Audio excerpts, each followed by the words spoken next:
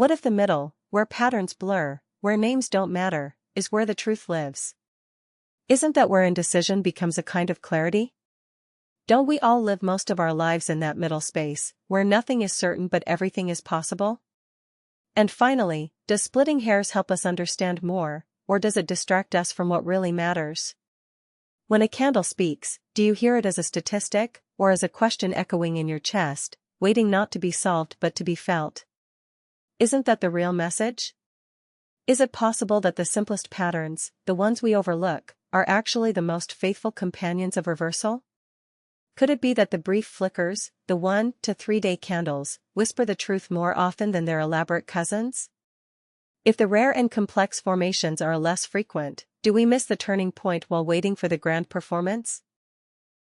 Might it be that these modest signals are not just frequent but quietly powerful, shaping the majority of trades while we chase after the rare? Could the humble harami or engulfing, flickering briefly across 2 days, hold more wisdom than we ever thought? If we look not for the most sophisticated, but for the most honest, might we find reversal written in simplicity? What if the real story is not the accuracy score alone but where the candle chooses to speak? Can accuracy exist without context, or does the candle's message only truly matter when whispered at the edge of resistance or the foot of support? Is it location, not perfection, that makes the pattern meaningful? Could you forgive a candle's imperfections if it spoke its truth at just the right time? Do the tales of candles hold a secret that bodies alone cannot reveal?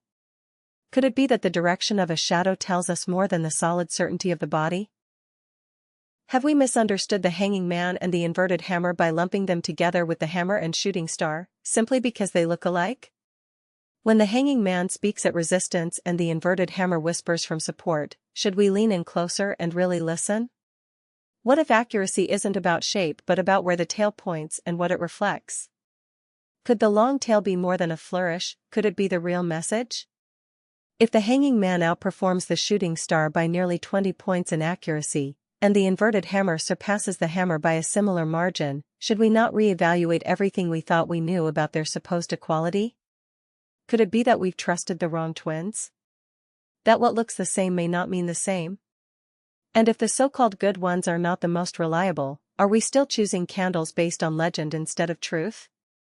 Does the data disappoint us, or does it finally set us free? Could it be that the hammer, once revered, actually lies near the bottom of the pack in accuracy, while the hanging man quietly takes second place?